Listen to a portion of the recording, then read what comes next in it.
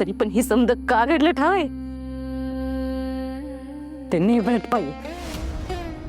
ती जिथं जाईल कधी तिथं फक्त संकट येऊन जाते. पायगुरच वाईट आहे तिचा.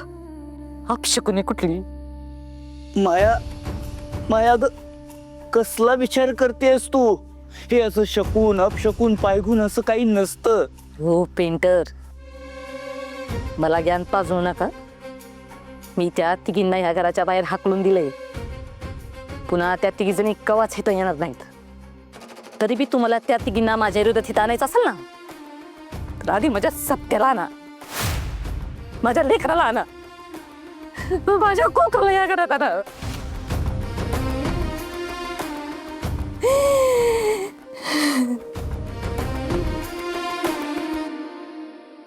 मग मी त्यांचा विचार करेन. हाय मान्य?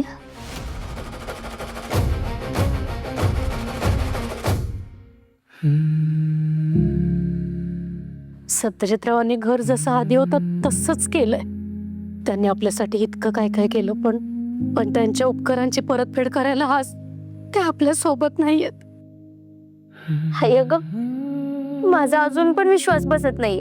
आता पण वाटते की ते गाडी घेऊन येतील आणि आपल्याला हाक मारतील.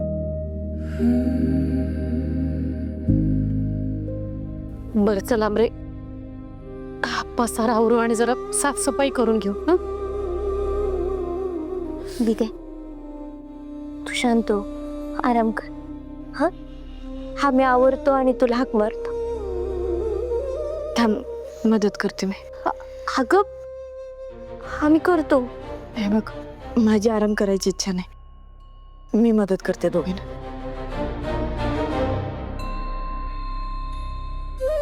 हाय, बॅग बघू.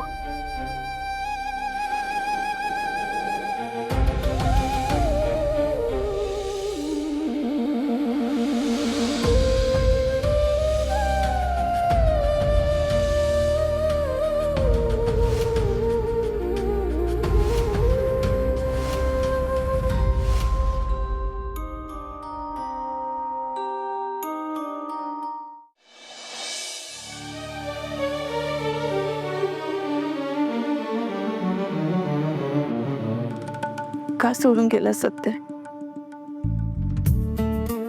आत्ता आपल्या नात्याचा नव्यानं प्रवास चालू झाला होता ना, मग का?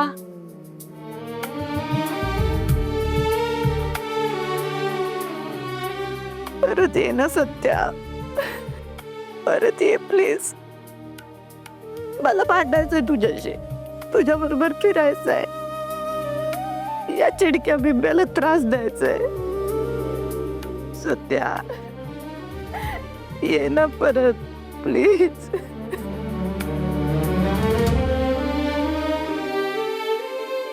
मी नाही जगू शकत तुझ्याशिवाय. माझं चुकलं, मी तुला जाऊ दिलं. मी थांबवायला होतो तुला. तुला आठवतंय, एकदा आपण फिरायला गेलो होतो लग्नानंतर आणि मी हरवले होते. तेव्हा मी सापडलो, कशी तुम्हाला घट्ट मिठी मारली होतीस, तसंच घट्ट कवटाळायचं तुला. सत्या प्लीज परत ये.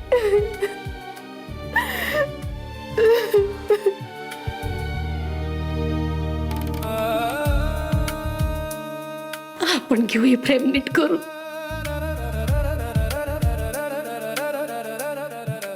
प्रेम नीट करशील गाई, पण माझं सत्याला कसं परत आणशील सांग.